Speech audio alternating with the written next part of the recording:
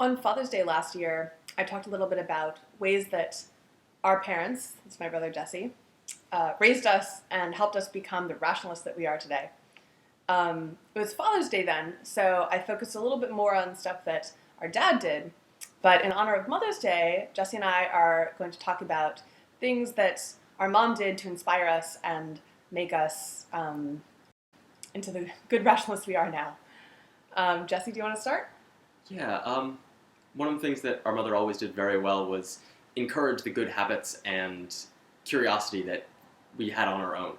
I remember some of the things that encouraged us to read, including letting us read at the dinner table, which I think many families would consider rude. We had a period right before bedtime where we could either go to bed at, I think, 9 o'clock, or read from 9 to 9:30 and then go to bed, encouraging us to read. Really stacking the deck in favor of books there, Mom.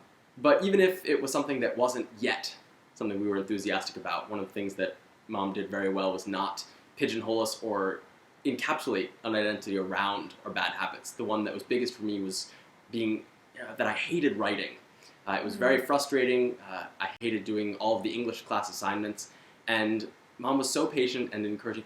I used to hate this too, but I learned to love it. And that really made me feel as though my identity could change and that I could improve. And now I really enjoy writing. I love it, and he's good at it too. Thank you. He's catching up to me, Sure. or he's passed me up. I don't know. And so I think that form of not essentializing, not forming a particular identity young around our weaknesses is something that she did really well. Yeah, good picks. I second both of those, and I'd like to add one as well. So our mom is like way overeducated. She went back to school when she was 41, maybe, to get a PhD in economics. She already had a master's in statistics and other degrees in random things like ecology and philosophy. But she decided to go back to school around age 41. And so she was basically going through graduate school while Jesse and I were, I guess, 4 and 6, 4 and 7 was when she started.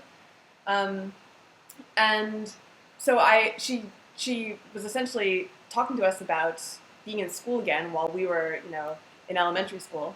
And one of the habits that I learned from watching my mom's experience in graduate school was she'd be in this lecture hall and the professor would be saying something like very obtuse or very in a not very transparent way. And she would look around and no one else would be raising their hand to ask a question to clarify. And Mom would wonder, like, could I be the only one who doesn't get this? That seems unlikely. So she'd raise her hand, say, "I'm sorry, Professor, that step that you did there, I don't understand how you did that."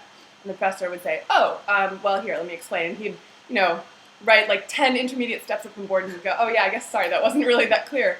And after class, people would come up to my mom and say, "Thank you for asking that question. I was so confused." But all these other people were not asking the questions. And so the lesson there was, ask questions if you're confused. Do not be afraid to ask questions. And also, other people are not necessarily going to be willing to show that they don't understand something. And so don't assume that other people get it and other people, know what's going on just because they're not saying that they don't. And prioritize getting more understanding rather than showing understanding or like pretending to show understanding. I know this helped me in my middle school, high school, college, grad school. I was consciously remembering our mom's lesson that whole time, and it was really helpful. Big ones too. Wow. Yeah. Anyway, we love you, Mom. Happy Mother's Day. We wouldn't be who we are today without you. Thank you.